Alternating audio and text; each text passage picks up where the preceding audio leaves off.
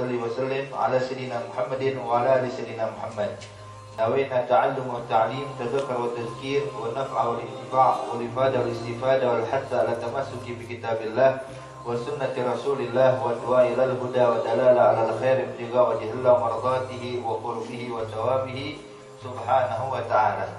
Alhamdulillah, kembali kita berkumpul dalam kesempatan di malam hari ini untuk membahas daripada kitab Syarah Hadis Jibril yang dikarang oleh Habib Zain bin Ibrahim bin Sumaid sampai pada kalimat tanbih. Di sini dinyatakan ihsanul qunut fi sholatil fajr. Disunnahkan membaca kunut di dalam salat subuh. Wa mahalluhu, letaknya membaca kunut ba'da ruku' min rak'atil akhirah. Selepas ruku' daripada rakaat yang terakhir, ini rakaat kedua. Pertama kita harus mengerti dulu apa sih pengertian kunut. Al-kunut bermakna, pengertian kunut adalah orang yang kembali kepada Allah, yang bermunajat kepada Allah. Jadi kunut makanya isinya doa. Nah, dalam kunut itu dijelaskan oleh ulama paling minimal itu ada dua hal di dalam kunut. Jadi kunut itu harus terdiri dari dua hal. Yang pertama ad-doa, yang kedua al-madah, ada doa dan ada pujian. Makanya di situ dalam kunut ada doa munajat kepada Allah dan ada pujian kepada Allah. Itu kunut. Jadi kalau cuma doa doang tidak dinamakan kunut, atau cuma pujian doang juga tidak dinamakan kunut. Jadi paling minimal harus ada dua ini, ada doa dan ada pujian. Makanya dijelaskan oleh ulama, kalau seandainya orang membaca doa Allahumma ghfirli ya ghaffar, ya Allah ampuni dosa aku, hai yang maha pengampun, cukup, itu sudah kunut. Itu sudah dibilang kunut. Tapi yang afdalnya adalah membaca kunut yang diajarkan Nabi Muhammad SAW. Sebagaimana nanti bakal kita bahas, ini kunut yang bakal kita disebutkan di dalam kitab ini adalah sesuai arahan Nabi Muhammad SAW kepada Sayyidina Hasan bin Ali bin Abi Thalib radhiyallahu ta'ala anhum wa ardhahum ajma'in. Baik. Letaknya kunut adalah ba'da ruku', jadi waktu i'tidal. Ketika kita mengucapkan i'tidal sami Allahu liman hamidah minar rak'ah al-akhirah. Ingat di rakaat yang terakhir. Rakaat terakhir. Sebab sebagaimana antum telah ketahui ya bahwa rukun salat itu yang 17 ada rukun yang panjang, ada rukun yang pendek. Artinya rukun yang panjang kita boleh memanjangkan semau kita mau. Semaunya kalau rukun panjang. Ada rukun yang pendek, ada batasannya. Artinya nggak boleh dipanjangkan. Kalau dipanjangkan bisa membatalkan sholat. Apa itu rukun yang pendek? Rukun yang pendek cuma dua. Ya, rukun pendek itu cuma dua, yaitu i'tidal dan duduk di antara dua sujud. I'tidal dan duduk di antara dua sujud. Ini adalah rukun yang pendek. Artinya, kalau seandainya orang memanjangkan i'tidalnya melebihi daripada kadar bacaan suratul Fatihah, batallah sholat orang itu. Dan barang siapa yang memanjangkan duduk di antara dua sujud lebih dari kadar tasyahud, batallah orang itu sholatnya. Jelas ya, sebab ini rukun yang pendek tidak boleh dipanjangkan. Jadi cuma dua, i'tidal dan duduk di antara dua sujud. Akan tetapi sebagian ulama mengatakan i'tidal itu rukun yang pendek kecuali i'tidal pada rakaat terakhir. I'tidal pada rakaat terakhir tidak termasuk rukun pendek tapi rukun yang panjang. Jadi khusus pada rakaat terakhir. Makanya kunut yang kita baca di dalam salat subuh itu pada i'tidal di rakaat yang terakhir. Jelas ya. Jadi dia rukun yang pendek kecuali pada rakaat yang terakhir. Maka di sini dinyatakan mahalluhu, letaknya membaca kunut itu ba'da ruku', selepas ruku', yakni waktu i'tidal minar rak'atil akhirah, dari rakaat yang terakhir. Makanya kita kalau ingin membaca kunut nazilah yang nanti juga bakal disebutkan oleh Habib Zain dalam kitab ini, membaca kunut nazilah, bacalah pada i'tidal di rakaat terakhir. Wa kadza fi witrin nisfi al-akhir min Ramadan. Kemudian juga disunahkan membaca kunut itu di dalam salat witir di pertengahan kedua di bulan Ramadan, jadi malam 16 sampai selesai. Disunahkan kita selepas witir baca, di dalam witir kita baca kunut. Itu pun juga di rakaat terakhir. Di rakaat terakhir kita disunahkan membaca kunut di pertengahan kedua bulan Ramadan, ini malam 16 hingga selesai. Orang itu biasa bilang namanya malam kunut ya. Itu malam 16. Sebenarnya kalau kita pengen baca witir tiap witir, boleh nggak? Boleh aja. Beb, saya mau baca kunut di setiap di dalam sholat witir dari awal Ramadan, boleh? Boleh. Malam pertama Ramadan waktu witir Anda baca kunut, boleh nggak? Silahkan. Tapi tidak disunnahkan. Tapi boleh. Disunnahkan itu pada pertengahan kedua.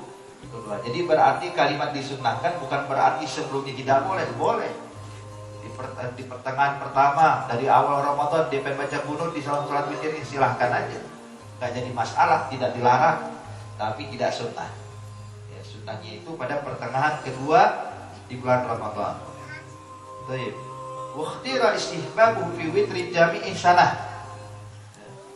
Bahkan disunnahkan ada ikhtira, yani ada sebagian ulama berpendapat. Sebagian ulama berpendapat disunnahkan di dalam membaca kunut di dalam salat witir sepanjang tahun. Artinya itu salat witir tengah malam nanti membaca kunut di akhir boleh? Boleh, sebab ada sebagian ulama mengatakan itu sunnah. Atas pendapat sebagian ulama. Cuma pendapat yang paling kuat, kunut dalam sholat witir itu disunnahkan hanya pertengahan kedua daripada bulan Ramadan. Ini pendapat yang paling kuat. Jumhur ulama mengatakan itu. Tapi sebagian ulama punya pendapat lah kapanpun. Yang penting dalam sholat witir kita mau baca kunut silahkan. Jadi bukan cuma sholat subuh, dalam witir pun juga disunnahkan baca kunut. Di masa bata Anil Hasan bin Ali bin Abi Thalib, sebagaimana Sayyidina Hasan menyatakan, aku diajarkan oleh datukku, oleh kakekku Nabi Muhammad SAW, kalimat yang aku disunahkan dibacanya dalam witir. Kalimat Sayyidina Hasan ini dalam witir, artinya dia nggak bilang pertengahan kedua Ramadan, cuman aku diajarkan doa yang dibaca dalam salat witir. Artinya disinilah sebagian ulama berpendapat bahwa sepanjang tahun dalam salat witir disunahkan baca kunut. Tapi tetap pendapat yang paling kuat adalah jumhur. Pendapat ulama yang paling kuat adalah hanya pertengahan kedua di bulan Ramadan. Apa doanya? Ucapannya adalah Allah mahdini fiman hadait. Artinya meminta hidayah kepada Allah. Ya Allah, berikan aku hidayah sebagaimana orang-orang mendapatkan hidayah darimu, yang telah mendapatkan hidayah darimu. Wa'afini fiman afait, dan maafkanlah saya sebagaimana orang-orang yang telah kau maafkan. Wa tawallani fiman tawallait, dan lindungilah aku sebagaimana orang-orang yang telah kau lindungi. Wa barik li fima atait, berikanlah aku keberkahan dari setiap yang kau berikan untukku. Anugerah semuanya kalau kasih keberkahan buat saya. Wa qini syarra ma qadait, dan selamatkanlah saya dari perkara yang kau takdirkan untukku, dari takdir yang buruk bagiku. Kita diselamatkan. Fa innaka, nah itu namanya doa tadi ya. Jadi sebagaimana Anda sampaikan bahwa kunut itu terdiri dari dua doa dan pujian. Doa ini tadi sampai situ. Allah mahdini biman hadait, wa afini biman afait, wa wallani biman tawallait, wa barik li fi ma atait, wa qini syarra ma qadait. Sampai situ doa. Kemudian pada kalimat fa innaka taqdi, ini madah, pujian. Ya. Maka kunut itu harus terdiri dari dua doa dan pujian. Ketika sampai fa innaka taqdi, maka masuk ke pujian. Makanya kita disunnahkan aminnya itu pada sampai kalimat wa qini syarra ma qadait. Kita kalau sholat berjamaah, imam baca kita aminkan. Tapi pada kalimat fa innaka taqdi, ya ini udah gak sunnah lagi kita aminkan, sebab bukan doa.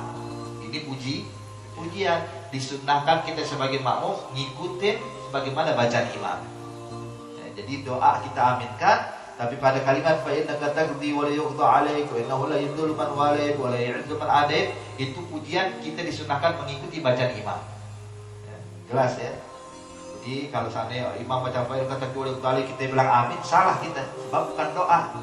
Amin itu hanya untuk doa. Tapi ini adalah pujian, maka dianjurkan kita ikut membaca pujian tersebut bersama imam. Apa itu pujiannya? Fa innaka taqdi, sesungguhnya engkau ya Allah yang telah mengatur atau memberikan ketentuan, wa la yuqda 'alaik, dan tidak ada satupun yang bisa memberikan takdir untukmu. Artinya takdir hanya di tangan Allah, Allah yang mengatur. dan tidak ada satupun makhluk yang bisa mentakdirkan Allah. Wa innahu la yudhillu man walid. Sesungguhnya tidak ada orang yang bakal hina kalau dia ditolong oleh Engkau ya Allah. Ya, tidak ada orang yang bisa dihinakan kalau dia mendapatkan perlindunganmu. Siapa yang bisa menghinakan seseorang kalau dia telah dibanggakan oleh Allah? Ya, nggak ada. Ya, Nabi Muhammad siapa yang bisa menjatuhkan martabat Rasulullah sedangkan dia sudah dimuliakan oleh Allah? Nggak ada. Ibaratnya bulan, ya. Bulan indah di tengah malam. Ente caci maki ke bulan. Kira-kira jatuh nggak bulan? Nggak jatuh, tetap pada tempat ini udah tinggi, kalau nggak bakal berubah. Begitu juga dengan orang-orang yang telah dipilih oleh Allah. Sebanyak apapun orang yang menghinanya tetap mulia. Gak mungkin jatuh dan gak mungkin hina dengan cacian, dengan hinaan, ya. Dan gak mungkin jatuh ketika orang meremehkannya, tetap mulia di mata Allah Subhanahu wa ta'ala. Tapi sebaliknya, wala yu'izzu man 'adai. Dan tidak ada orang yang yu'iz, aziz. Jadi orang yang hebat kalau dia adalah musuhmu ya Allah. Jadi orang yang dibenci oleh Allah, yang diperangi oleh Allah, nggak bakal mulia. Walaupun semua makhluk mengagungkan dia, walaupun seluruh makhluk mengeluh-elukan dia, tapi kalau dia sudah musuh Allah, bakal dijatuhkan oleh Allah. Na'udzubillah min dzalik. Makanya Allah nyatakan, wa may yuhinillahu faman lahu min mukrim. Kalau orang sudah dihinakan oleh Allah, lalu siapa yang bisa memuliakan dia? Siapa yang bisa mengagungkan dia? Pengikutnya lah. Gak bakal bisa mengagungkan dia nanti di akhirat kelak sebab dia udah dihinakan oleh Allah. Ya, makanya di sini kita bilang, fa innaka la tagdi wa yughda 'alaik wa innahu la yudhillu man walait wa la yu'izzu man adait. Tabarakta rabbana wa ta'ala. Maha penuh keberkahan Engkau ya Allah dan maha tinggi Engkau ya Allah. Falakal hamdu 'ala ma qadait. Maka segala puji bagimu ya Allah atas semua ketentuan-ketentuan. Astaghfiruka wa atubu ilaik, dan aku memohon ampun dan bertobat kepadamu. Ini sampai sini pujian. Kemudian pada kalimat wassallallahu ala sayyidina Muhammadin nabiyil ummi wa ala alihi wa sahbihi wasallam, ini kalimat wassallallahu salawat ini itu diberikan hukum doa. Jadi kita juga disunahkan pada kalimat wassallallahu disunahkan kembali bilang amin. Jadi dari kalimat Allah mahdini fiman hadait, wa'afini fiman afait, tawallani fiman tawallait, ubarik li fima atait, wa qina syarra ma qadait, itu kita bilang amin setelahnya. Kalau kita salat berjamaah. Sama kalimat wa sallallahu ala sayyidina Muhammadin nabiyil ummi wa ala alihi wa sahbihi wasallam, itu pun juga disunahkan kita bilang amin. Sebab ini diberikan hukum doa.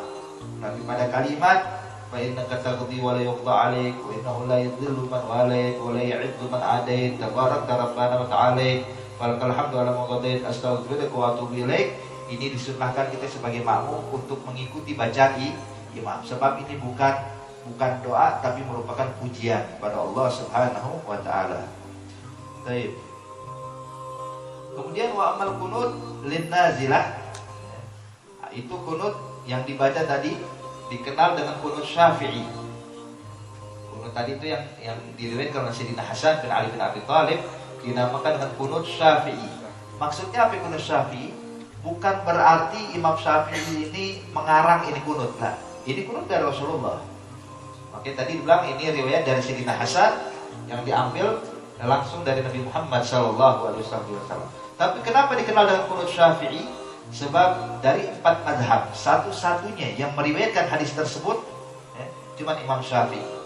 Dari jalurnya Imam Syafi'i radhiyallahu ta'ala anhu ardah, maka dinamakan kunut Syafi'i. Jadi dinisbahkan pada Imam Syafi'i.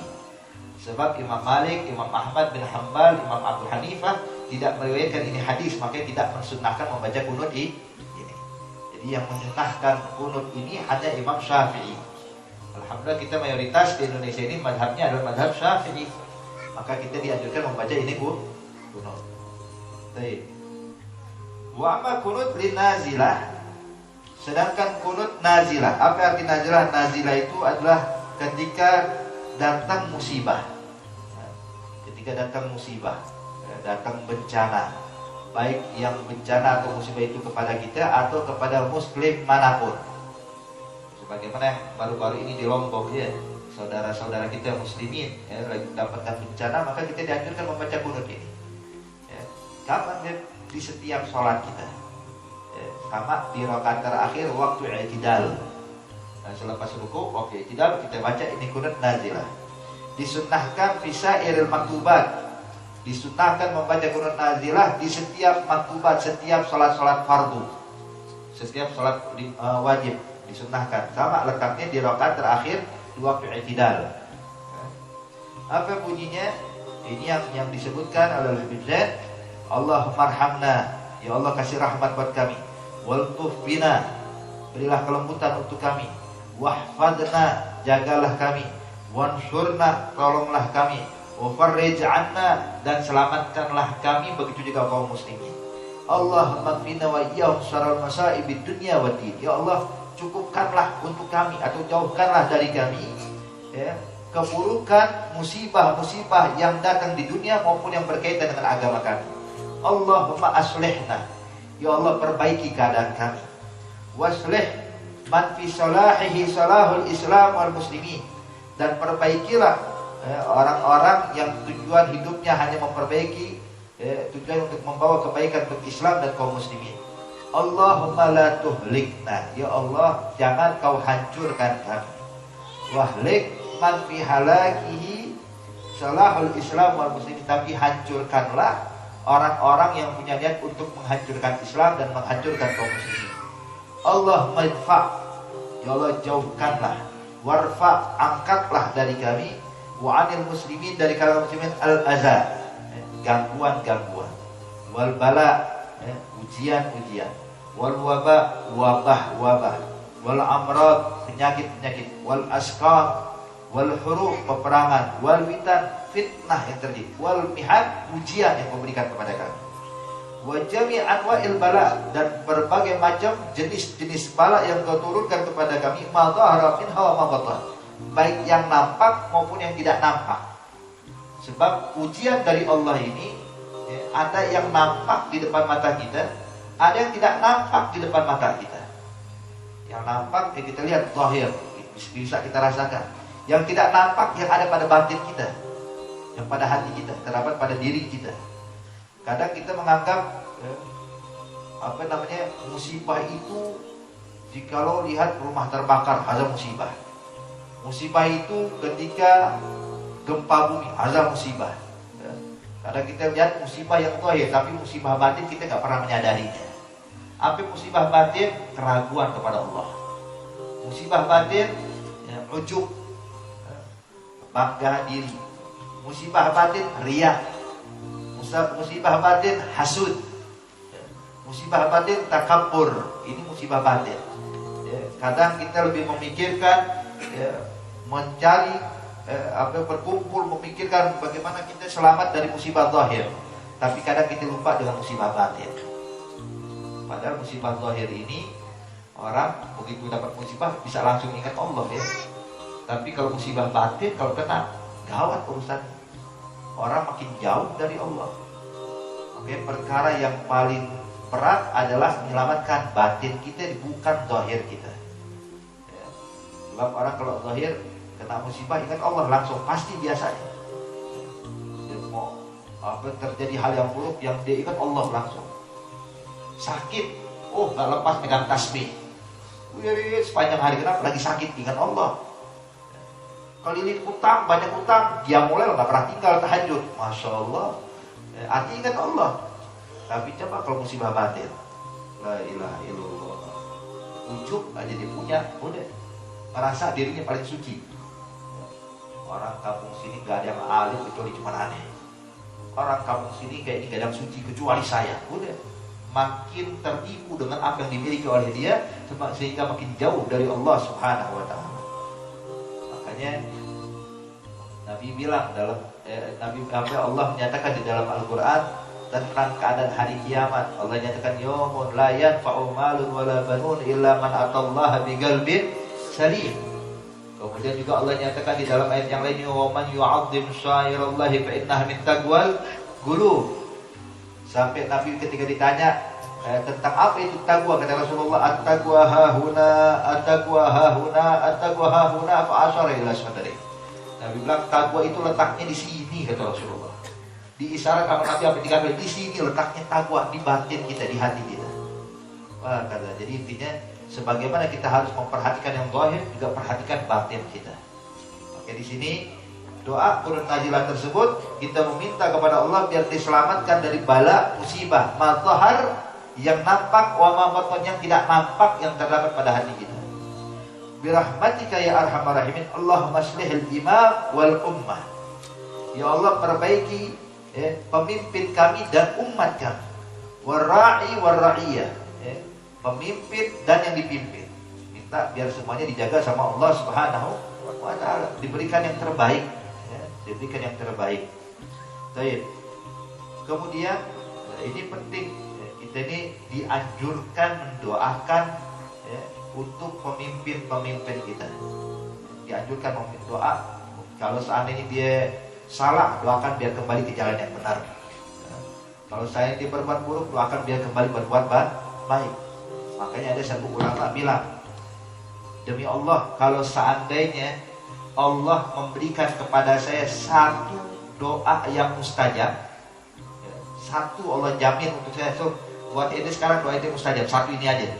Kalau aneh tahu dapat doa yang mustajab diberikan oleh Allah, aneh bakal doakan pemimpin aneh biar bisa lebih baik. Kenapa? Sebab kalau pemimpinnya udah baik, maka masyarakatnya bakal baik, maka keadaan kita bakal lebih baik. Makanya itu doa. Kemudian mu'alif baina qulubihim, dan ya Allah perbagus hubungan hati mereka. Jangan sampai Islam sama Islam terpecah, Muslim sama Muslim bermusuhan. Ya Allah, alif baina qulubihim. Allah perbaiki keadaan hati mereka biar selalu berhubungan baik satu dengan yang lainnya. Wa syarra ba'dihim an ba'd, dan jauhkan dari kami keburukan yang muncul dari sebagian mereka kepada sebagian lain. Selamatkan kami. Waqtim lana bil husna, dan akhirkan hidup kami dengan kebaikan, fi khairin, dalam kebaikan, wa lutfin, dan kelembutanmu, wa afiyah, dan afiat. Dan ini juga kita dianjurkan kalau kita meminta atau memohon kepada Allah, jangan lupa minta afiat. Wa idza sa'alta Allah fas'alil afiyah. Kalau engkau meminta kepada Allah, mintalah afiat, kebaikan, kebagusan. Jadi kalau ada orang minta panjang umur doang cuman gak afiat, berabe. Ya Allah, panjangkan umur saya, cuman gak afiat, sakit-sakitan. Gak enak ya. Umurnya 100 tahun lebih, cuman stroke sepanjang umur. La ilaha illallah. Enaknya apa itu panjang umur? Minta panjang umur plus afiat. Allah berikan saya panjang umur dan juga afiat. Gitu. Minta banyak rezeki cuman gak afiat, percuma. Ya Allah, berikan saya rezeki yang banyak cuman gak ada afiatnya. Rezeki banyak cuman diteror sama KPK. Ayo, enaknya di mana tuh? Rezeki banyak cuman sakit-sakitan, rezeki banyak cuman masalah keluarga terjadi. Ayo, apa untungnya? Oke, minta rezeki juga afiat. Makanya minta kepada Allah, apapun yang kita minta, terakhir kita minta afiat sama Allah, ma'al afiat, biar dijaga oleh Allah Subhanahu wa ta'ala. Birahmatika ya arhamar rahimin, wa sallallahu ala sayyidina Muhammad an-nabiyil ummi wa ala alihi wa sahbihi wa sallam. Hadza kunut nazilah. Baik. Ya. Kemudian mayuqal ba'da salat. Apa yang kita baca selepas salat? Jangan kita ini kayak sebagian orang begitu salam langsung jalan ya. Jangan, orang yang habis salat gak baca doa, orang yang sombong, seakan-akan gak butuh sama Allah. Pada Allah dibilang antumul fuqara ya Allah, kalian ini fakir, kita ini butuh kepada Allah Subhanahu wa ta'ala. Oke, kita dianjurkan untuk membaca amalan yang diajarkan sama Nabi Muhammad. Sebab yang kita baca ini hadirin selepas sholat, Allahumma antas salam wa minkas salam, tasbih 33, itu semua bersumber dari Nabi Muhammad. Jadi kalau kita pengen tahu dalilnya tuh, buka kitab azkar yang dikarang oleh Imam Nawawi, disebutkan semua tuh. Zikir-zikir yang biasa dibaca itu semuanya bersumber dari hadisnya Nabi Muhammad SAW. Maka di sini seperti hadis Z menganjurkan kepada kita, iza sallama min salat istaghfarallah talata. Kalau kau sudah selepas mengucapkan salam daripada salat, langsung baca istighfar 3 kali. Oke, kita salam, astagfirullah, astagfirullah, astagfirullah. Cuma masalahnya mungkin kita bingung, kok habis sholat baca istighfar? Kan kita habis ibadah bukan maksiat. Habis maksiat baca istighfar, iya, ini habis sholat, habis munajat sama Allah, habis ingat sama Allah, kenapa baca istighfar kita? Agak aneh ya. Orang kalau habis maksiat ingat Allah, astagfirullah, buat dosa. Itu habis taat baca istighfar, apa tujuannya? Sebab dinyatakan oleh ulama tujuannya adalah kita membaca istighfar sebab kita ini memohon ampun kepada Allah, takut sholat kita tadi gak sempurna, takut sholat kita tadi gak khusyuk, takut sholat kita ini yang kita jalankan tidak sesuai yang diinginkan Allah. Makanya kata Rabi'atul Adawiyah dia mengatakan istighfaruna yahtaj ilal istighfar. Istighfar yang kita baca itu butuh istighfar lagi. Kenapa? Sebab istighfarnya kita ini kadang-kadang gak sepenuh hati. Istighfar cuma pikiran ngawang kemana-mana ya, astagfirullah, cuma pikiran macam-macam, hati nggak tulus.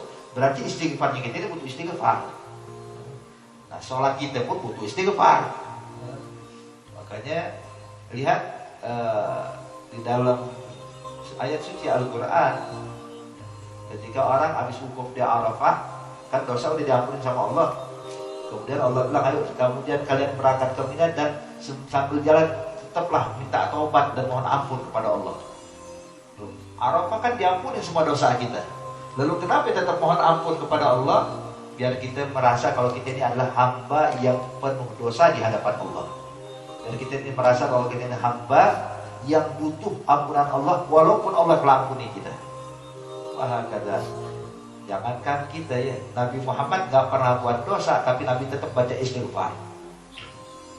Bahkan diriwayatkan tidaklah duduk Nabi Muhammad dalam satu majelis melainkan Nabi telah mengulang istighfar sebanyak 70 kali, ada riwayat sampai 100 kali. Nah, kita 10 majelis baca istighfarnya berapa kali? Ya, kadang lupa baca istighfar. Tapi Nabi Muhammad orang yang gak punya dosa sama sekali, baca istighfar sehari semalam 70 kali, paling minimal. Kita orang yang banyak dosa lupa baca istighfar. Makanya ini habis sholat baca istighfar. Kita menyadari ya Allah, sholat kami ini tidak sepenuh hati, mungkin tidak ada kekhusyuan di dalamnya, mungkin ketidaksempurnaan dalam sholat kita, maka kita mohon ampun kepada Allah. Kemudian setelah baca istighfar, baca Allahumma antas salam wa minkas salam wa alaika ya'udus salam wa hayyina rabbana bisalam wa dakhilna birahmatika daras salam tabarakta rabbana wa ta'ala dzal jalali wal ikram. Allahumma la mani'a lima a'taita wa la mu'tiya lima mana'ta wa la radda lima qadait ولا ينفع ذا الجد منك الجد. اللهم أعنا على ذكرك وشكرك وحسن عبادتك. سبحان من لا يعلم قدره غيره ولا يبلغ الوصيفون صفاته. سبحان ربي العلي الأعلى الوهاب. Semuanya yaqul subhanallah 33 kali, walhamdulillah 33 kali, Allahu akbar 33 kali. Kemudian setelah sempurna baca takbir 33 kali, dilanjutkan dengan kalimat la ilaha illallah wahdahu la syarikalah lahul mulku wa lahul hamdu wa huwa ala kulli syai'in qadir. Ya. Diriwayatkan dalam hadis, man qala dzalika dubur kulli shalah, barang siapa yang membaca tadi wirid yang tadi kita anjurkan tadi oleh Hafizah, di setiap habis salat ghufirat lahu dzunubuh, Allah akan mengampuni dosa-dosanya dia, wa in kanat mislu zabadil bahr, walaupun dosanya sebanyak buih di lautan. Walaupun dosanya sebanyak buih di lautan diampuni oleh Allah kalau dia mengamali ini wirid. Ini ada hadisnya, ada anjurannya ya. Tinggal kita membaca atau enggak. Makanya habis sholat jangan buru-buru, duduk dulu, baca istighfar, baca wirid ini Allahumma antas salam, baca tasbih, baca tahmid, baca takbir. Ini Nabi dia bilang, barang siapa yang membaca itu wirid tadi setiap habis sholat 5 waktu, maka Allah akan mengampuni dosa-dosanya walaupun sebanyak buih di lautan. Kemudian setelah itu cuma yarfa'u yadayhi. Habis baca wirid tadi, kemudian dia mengangkat tangannya. Wayad'u bimasya, dan berdoa kepada Allah apapun yang dia ingin minta pada Allah. Mau minta urusan dunia, minta kepada Allah. Mau minta urusan akhirat, minta sama Allah. Sebab dunia akhirat milik Allah. Minta kepada yang punya, jangan minta sama yang gak punya. Kalau kita minta kepada yang gak punya, percuma, gak bakal dapat. Tapi kalau kita minta kepada yang punya, maka Allah bisa memberikan berapapun yang kita inginkan. Bahkan yang kita minta ini hadirin, itu tidak akan mengurangi kekayaan Allah. Apapun yang kita minta, Mau minta dunia beserta isinya. Ya Allah, saya minta dunia beserta isinya milik saya. Ya Allah, alam semesta buat saya. Minta yang kau inginkan. Kata Nabi, yang kita minta ini gak bakal mengurangi kekayaan Allah sedikit pun. Bahkan Nabi bilang dalam hadis, bahwasanya Allah berfirman di dalam hadis qudsi, Allah nyatakan, "Lau anna awwalakum wa akhirakum wa insakum wa jinnakum istama'tum ala sa'idin wahid fas'aluni bimas'alatih fala yanqus min mulki syai'an illa kamihyan idza udkhilal bahr." Nabi bilang, kalau Allah nyatakan dalam hadis qudsi, kalau seandainya kalian awwalakum, yang pertama di antara kalian, sampai yang terakhir di antara kalian, artinya makhluk yang Allah ciptakan yang pertama hingga yang terakhir, insakum wa jinnakum, kalangan manusianya maupun bangsa jinnya, semua berkumpul fi sa'idin wahid. Kalian berkumpul di dalam satu tempat, semuanya, yang pertama hingga yang terakhir, dari mulai Nabi Adam hingga makhluk yang paling akhir diciptakan oleh Allah, berkumpul semuanya fi sa'idin wahid fas'aluni. Kemudian kalian memohon kepadaku semua hajat kalian. Tiap orang punya hajat masing-masing, beda-beda. Ada punya hajat begini, ada punya hajat begitu. Minta padaku, kata Allah, kalian inginkan. Fas'aluni lam yanqus min mulki syai'ah. Terus terang, kalau aku kabulkan semua permintaan kalian, tidak mengurangi kekayaanku sedikit pun, illa, kecuali kamihyatin idza udkhilal bahr, kecuali seperti jarum yang ditaruh di lautan kemudian diangkat. Nah, yang menempel sama jarum itu semua hajat kalian, lautan ini kekayaanku. Jadi kita minta benar-benar, jangan tanggung-tanggung kalau minta sama Allah. Jangan minta nanggung. Yang minta nanggung sombong banget berarti ya. Allah kasih rezeki buat saya, ya paling buat hari ini aja, dia gak apa-apa deh ya Allah, besok ntar lagi deh. Jangan. Minta benar-benar, ya Allah, saya pengen punya kendaraan, nggak apa deh, kendaraan yang bekas-bekas nggak jadi masalah, yang punya kendaraan. Jangan, minta semua sama Allah. Jangan pernah nanggung. Bahkan Nabi bilang, "Iza sa'altallah fas'alil firdausil a'la." Kalau kalian mau minta surga, minta langsung aja, minta surga firdaus yang paling tinggi. Jangan ntar pakai doa, ya Allah, aneh terus terang mau minta surga, cuman malu udah taruh di emperan surga aja nggak mampu ya Allah. Jangan. Mau di emperan surga, minta surga yang paling tinggi. Sa'alullah fas'alil firdausil a'la. Jadi jangan nanggung-nanggung. Minta yang kita inginkan, Allah pasti memberikan kepada kita. Kemudian ketika berdoa memohon kepada Allah, yaftatih du'ahu bil hamdi wa tana 'ala Allah wa bisalatu wassalam ala Rasulillah yakhtimuhu bimisli dzalik. Dan dianjurkan dan disunnahkan kalau kita pengen doa sama Allah, awali dengan kalimat hamdalah dan pujian kepada Allah, kemudian salawat kepada Nabi Muhammad. Jadi ada hamdalah, salawat, baru doa. Nanti ditutup doa kita juga dengan salawat dan hamdalah. Ya, ini adabnya, etikanya ketika memohon kepada Allah. Allah minta alhamdulillahirabbil alamin, Allahumma shalli wa sallim ala sayyidina Muhammad wa ala ali sayyidina Muhammad, Allahumma ighfir li dzunubi wastur li uyubi farij karbi. Minta yang kita inginkan. Ya Allah, saya minta ini, minta itu. Minta kepada Allah. Cuman adabnya, etikanya, awali dengan hamdalah dan salawat, dan ditutup juga dengan salawat dan hamdalah. Jadi kalau dia langsung aja, boleh, cuman dari segi etika kurang. Dari segi etika kurang. Kalau kita udah jalanin adab, insya Allah itu ablagh ilal qabul. Kalau kita jalankan adab ini lebih besar kemungkinannya agar diterima doa kita. Kalau diterima sih diterima, cuman kemungkinan besar diterima kalau kita amalkan adabnya. Itu ya, almarhum Kiai Zainuddin MZ kadang-kadang bawain kisah juga menarik. Dia bilang ketika Kiai Zainuddin, kalau pengen minta sama Allah, awali dengan pujian dulu kepada Allah. Puji dulu Allah, baru doa, baru mohon. Dan kita aja kadang-kadang mau minta bantuan sama orang, kita puji-puji dulu. Bapak orang baik, bapak ini sehat, masya Allah. Bapak ini orang paling dermawan di kampung sini. Nah kebetulan Ani mau bangun majelis Pak, ya, mau ngadain acara maulid, mengadakan ini, Ani minta bantuannya dong, kan enak. Jangan datang-datang nodong, Pak, mau majelis nih. Siapa ini orang? Tapi kalau kita puji dulu, kita aja kalau minta sama orang kita puji-puji dulu baru minta. Nah gimana dengan Allah? Maka etikanya seperti itu, minta dulu, puji dulu Allah, baca sholawat dulu kepada Allah, habis baru doa, mohon sama Allah Subhanahu wa ta'ala. Cuman bukan berarti Allah kalau nggak dipuji terus nggak ngasih, ya. Bukan, Allah bukan orang kaya, ya bukan orang kayak manusia. Allah, ya Allah Khalik.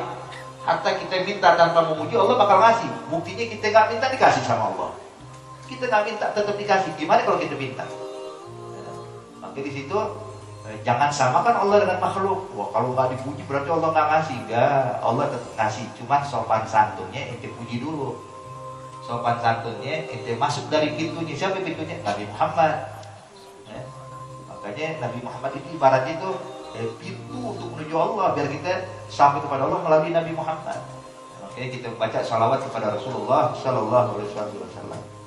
Wabi salatu wassalam ala Rasulillah yakhtimu bimithli dzalik. Wa yanbaghi, dan sepatutnya dianjurkan, ini kita membaca ayat taharrah, kita berusaha membaca doa yang ma'thurah, doa yang memang diajarkan Nabi Muhammad sebaiknya. Kalau kita nggak hafal ya doa apapun boleh, tapi kalau yang paling bagus doa yang diajarkan Nabi Muhammad. Apa doanya? Di antaranya doa yang diajarkan Rasulullah selepas sholat. Allahumma inna as'aluka ridhaka wal jannah wa a'udzubika min sakhatika wan nar. Rabbana atina fid dunya hasanah wa fil akhirati hasanah wa qina adzabannar. Allahumma ij'al khaira umri akhirahu wa khaira 'amali khawatimahu waj'al khaira ayyami yawmal liqa. Allahumma hdini li salihil a'mal wal akhlaq innahu la yahdi li salihiha illa ant. Washrif anni sayyi'aha fa innahu la yushrif sayyi'aha illa ant. Allahumma inni as'aluka fi'lal khairat wa tarkal munkarat wa hubbal masakin wa an taghfira li wa tarhamani wa idza aradta bi ibadika fitnatan faqbidni ilaika ghaira maftun. Allahumma arzuqni 'ilman nafi'an wa 'amalan maqbulan wa rizqan tayyiban. Allahumma inni as'aluka min khairin ma sa'alaka min 'abduka wa nabiyyuka Muhammad sallallahu alaihi wasallam wa asta'iduka min syarri ma sta'adaka min 'abduka wa nabiyyuka Muhammad sallallahu alaihi wasallam antal musta'an wa alaikal balagh wa la haula wa la quwwata illa billah. Allahumma inna as'aluka min al khairi kullih ajilihi wa ajilihi ma 'alimtu minhu wa ma lam a'lam wa a'udzubika min syarri kullih ajilihi wa ajilihi ma 'alimtu minhu wa ma lam a'lam.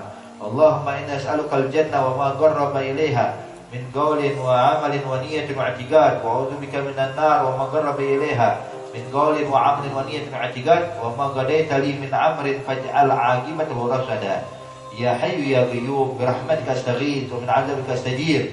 Aslih li sya'ni kullah wa la takilni ila nafsi tarfata 'ain. Ini apa namanya, doa yang memang berbagai macam riwayat hadis cuma digabungkan oleh Habib Zain jadi satu doa ini. Sebenarnya hadisnya sedikit-sedikit itu doa.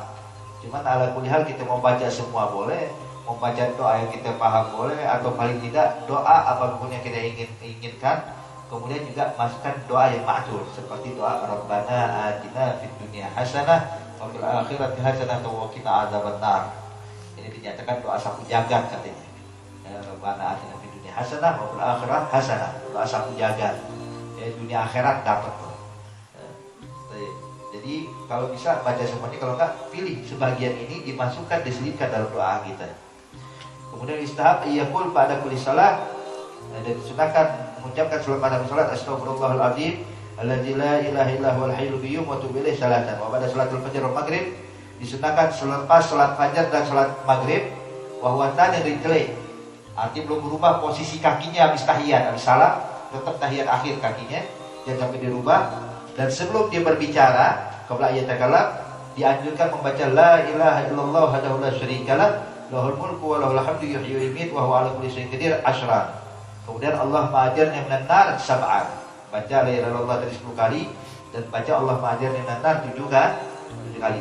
Posisi duduknya belum berubah. Bahkan diriwayatkan dalam hadis yang lainnya, barang siapa yang selepas salamnya posisi kakinya tidak berubah, maka selama itu pula Allah mengutus malaikat untuk membacakan istighfar buat dia. Maka kita kalau misalnya jangan buru-buru merubah kaki, kecuali kalau itu uzur, kalau sakit, udah tua, atau mungkin udah kaku kaki kita, nggak apa-apa, misalnya rakit kaki kita. Tapi kalau kita masih muda, ya udah mantepin aja dulu. Sebab selama kaki kita nggak berubah posisinya, maka Allah mengutus malaikat untuk membacakan istighfar buat kita. Allah. Lihat, sebenarnya kita ini bisa mendapatkan kedudukan mulia di sisi Allah kalau ingin mengamalkan adab dan sunnah-sunnahnya Nabi Muhammad Sallallahu Alaihi Wasallam.